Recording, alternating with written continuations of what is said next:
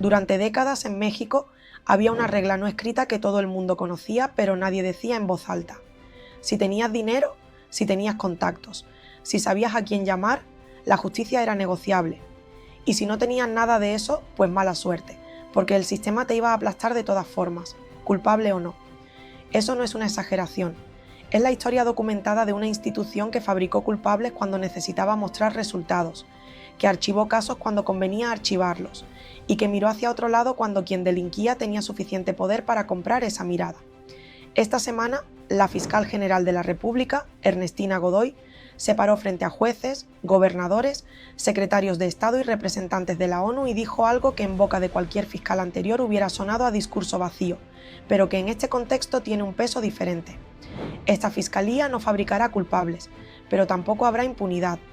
2 compromisos, 11 palabras, y la conciencia de que los está pronunciando delante de las personas que tienen la obligación de exigírselos. Lo que Godoy presentó ese día es el Plan Estratégico de Procuración de Justicia 2026 a 2029.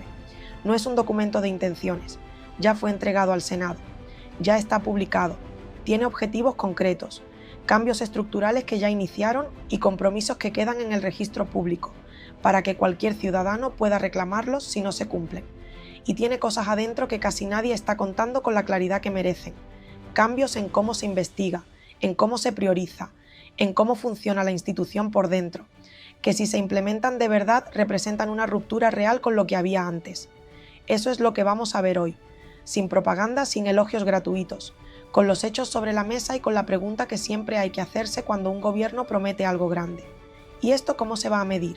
Para entender por qué este plan importa, hay que entender de dónde viene la FGR y en qué estado estaba antes de que Godoy llegara.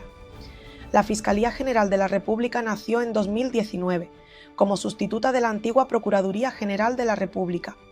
El cambio de nombre no era cosmético, tenía una razón de fondo: darle autonomía real al órgano encargado de perseguir delitos, sacarlo de la órbita directa del Ejecutivo y construir una institución que pudiera investigar a quien fuera sin depender de instrucciones políticas. Suena bien en el papel, pero la realidad fue más complicada. La Fiscalía heredó una estructura burocrática enorme, duplicada, ineficiente y en muchos casos corrupta. Heredó miles de carpetas de investigación acumuladas sin criterio claro de priorización.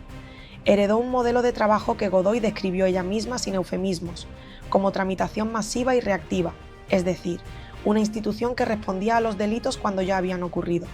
Los procesaba como si fueran papeles en una cola y los archivaba cuando el expediente se volvía incómodo o complicado. Y heredó algo más difícil de cuantificar pero igual de real: una desconfianza ciudadana acumulada durante décadas. Familias que habían ido a la Fiscalía a denunciar la desaparición de un familiar y habían salido con las manos vacías. Víctimas de extorsión que preferían no denunciar porque sabían que denunciar no servía para nada. Mujeres que habían intentado reportar violencia y habían sido revictimizadas por el propio sistema que debía protegerlas. Ese era el punto de partida, no una institución funcionando a medio gas, sino una institución que en muchos casos activamente fallaba a las personas que más la necesitaban. Godoy lo reconoció sin rodeos en su discurso, y eso en sí mismo es significativo, porque los diagnósticos honestos son el primer requisito para cambiar algo de verdad. Una institución que no reconoce sus propios problemas no puede resolverlos. La pregunta es, ¿qué propone hacer diferente? Y ahí es donde el plan se pone interesante. El cambio más importante que propone este plan no es el que más titulares genera. No es el discurso sobre la impunidad ni las frases sobre justicia para el pueblo. Es algo más técnico, más silencioso y en el fondo mucho más transformador. México va a pasar de una fiscalía reactiva a una fiscalía proactiva. Esa distinción parece sutil, pero en la práctica cambia todo. Una fiscalía reactiva espera a que el crimen ocurra, recibe la denuncia y empieza a investigar desde cero.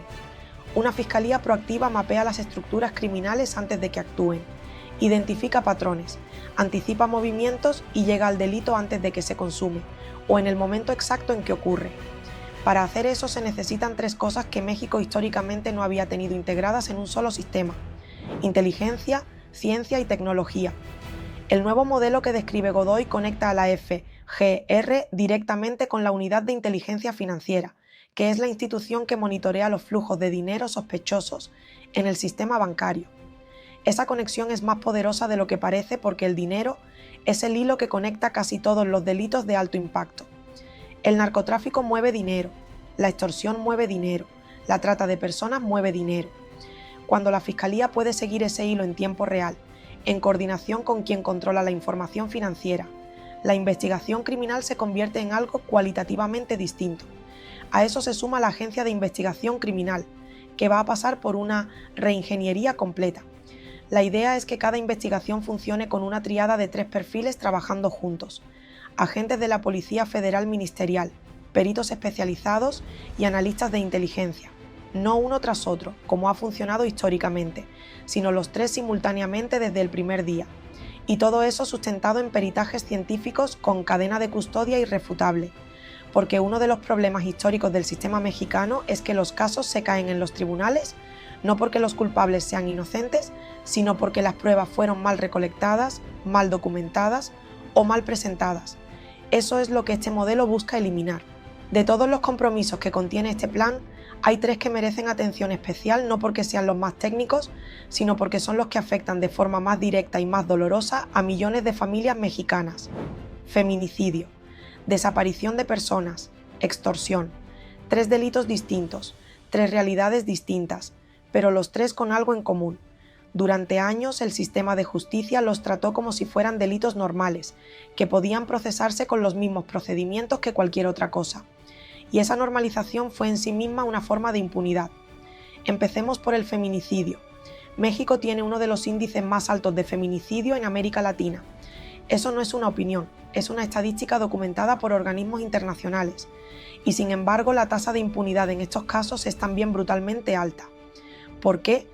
Porque muchas investigaciones se hacen sin perspectiva de género, lo que significa que se investigan como homicidios convencionales, sin analizar el contexto de violencia previa, el patrón de control, las señales que existían antes del crimen y que nadie documentó. Lo que Godoy propone es convertir la perspectiva de género en una herramienta técnica obligatoria en cada investigación, no un requisito administrativo que se marca en una casilla, una metodología concreta que cambia cómo se recopilan las pruebas, cómo se analiza el contexto y cómo se construye el caso para que llegue a sentencia condenatoria. En desaparición de personas, el cambio más importante es la obligación de abrir carpeta de investigación desde el primer reporte, sin esperar las famosas 72 horas que durante años dejaron a las familias sin respuesta institucional en el momento más crítico. Cada hora que pasa en una desaparición reduce las posibilidades de encontrar a la persona con vida. Ese dato lo saben todos los especialistas y sin embargo el sistema lo ignoró durante décadas. Y en extorsión el plan propone algo específico que vale la pena entender: intervención en las primeras 24 horas con geolocalización, inteligencia de campo y asfixia financiera. No una denuncia que entra al sistema y tarda semanas en moverse. Una respuesta inmediata mientras el rastro todavía existe. Hay algo que Godoy mencionó casi de pasada en su discurso, y que en realidad dice más sobre el estado interno de la institución que cualquier plan estratégico. Cuando llegó a la Fiscalía había 3 mujeres fiscales federales. 3. En una institución con presencia en 154 ciudades y municipios de todo el país, con miles de empleados, con décadas de historia, había exactamente 3 mujeres en posiciones de responsabilidad fiscal real. Hoy hay 13, y Godoy dijo que en breve serán más. Ese número importa no como dato de cuota de género, sino como síntoma de algo más profundo. Una institución que durante décadas excluyó sistemáticamente a las mujeres de sus posiciones de liderazgo. Es una institución que también tendía a investigar los delitos contra las mujeres con menos rigor, menos empatía y menos recursos. Esas 2 cosas no son coincidencia, se alimentan mutuamente. Pero el problema interno de la FGR no se agotaba en la falta de mujeres en posiciones de poder. La institución tenía un problema estructural más amplio que Godoy describió con una frase que en otro contexto podría sonar burocrática, pero que aquí tiene un significado muy concreto: burocracia dorada. Lo que eso significa en la práctica es una institución donde una parte significativa del presupuesto y del personal estaba dedicada a funciones administrativas que no servían directamente para investigar delitos ni atender víctimas. Cargos duplicados, estructuras paralelas, inercias acumuladas durante años que consumían recursos que deberían haber llegado a los ministerios públicos, los peritos y los policías ministeriales que hacen el trabajo real. La reestructuración que ya inició, publicada en el Diario Oficial de la Federación, busca exactamente eso: menos carga administrativa, más recursos para la labor sustantiva. Y con eso viene algo que los trabajadores de la institución llevaban años pidiendo sin éxito: un servicio profesional de carrera real, con reglas claras de ingreso, permanencia, ascenso y separación. Eso puede sonar técnico, pero significa algo muy concreto para quien trabaja ahí, que su empleo ya no depende de a quién conoce, sino de qué tan bien hace su trabajo.